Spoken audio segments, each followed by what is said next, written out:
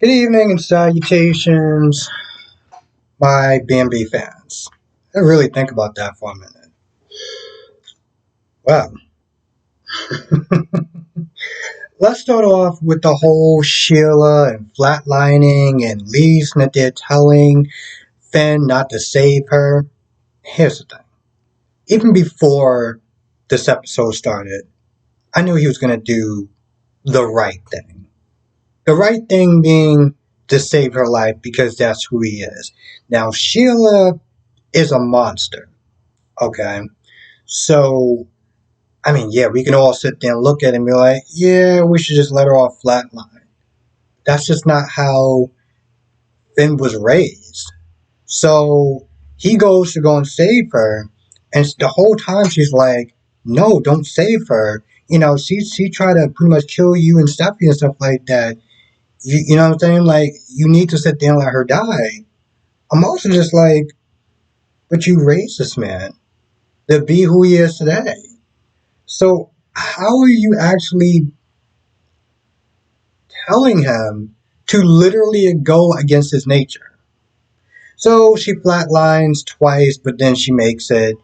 Steffi does nothing except for the stupid expressions on her face, which is laughable. Even in the beginning, when he turns around, it's so overdramatic that I just had to laugh. I was just like, oh yeah, yeah. I'm I am definitely watching B&B at this point. It's just like whenever I sit there and say about these shows having their own energy, it's so true. Um, of course, she wakes up and Lee's like, oh, even though that you're awake, you're gonna go, to jail for a very long time. So you got that going on, right?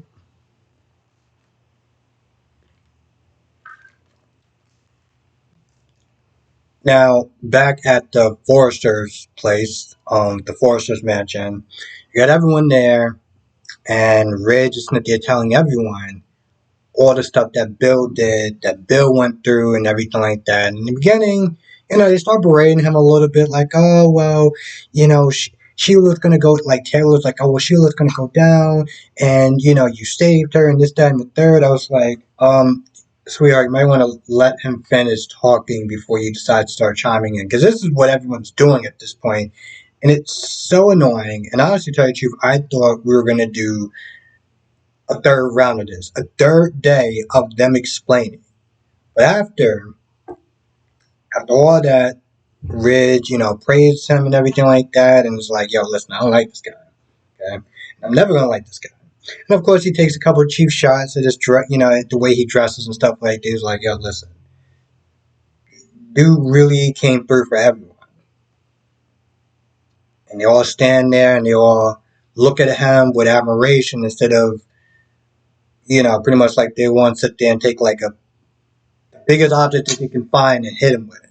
So now everyone is on Bill's side and all hugging him and praising him and handshaking him and everything like that. And, there's a description that makes zero sense in this whole episode.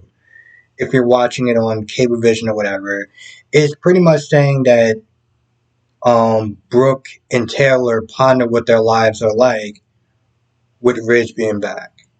But at no point in time did they ponder anything other than, okay, cool, you guys really did a good thing, and also Bill let Taylor knew about the shooting, and she's not going to go to jail for that. So whatever that description was, they were wrong. They were just dead wrong. Point blank. Period.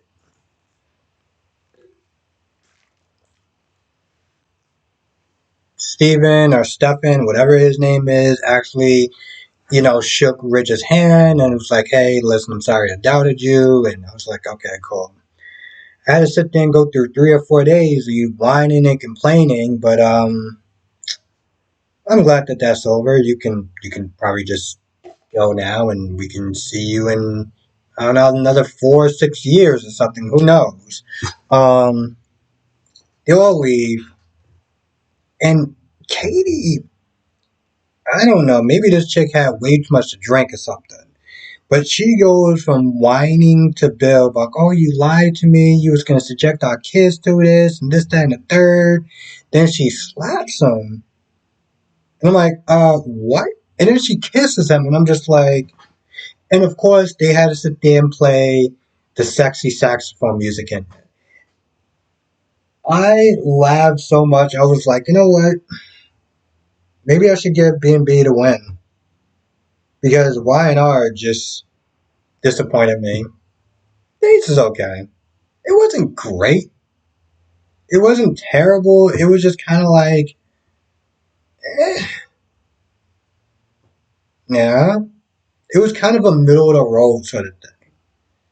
And maybe B&B because it was so over the top. It was so extra that it made me laugh. It made me, and honestly, to tell you the truth, I should probably did B&B right after that, right after I did GH, because that was that was just terrible. That was just terrible. I don't even know what to sit there and say. There's nothing. Well, I mentioned the good stuff that happened in it, so you can just go and watch that. But um, I think I just enjoyed this because it was just so, again, over the top. And it was laughable and it was silly. I always sit there and say that B&B is my favorite soap opera comedy. And true to his word, it did not disappoint. So I gotta sit there and give B&B for the win. I do. Just me personally, because it made me laugh. So anyway, really about it. That's all I can really sit there and say about this episode.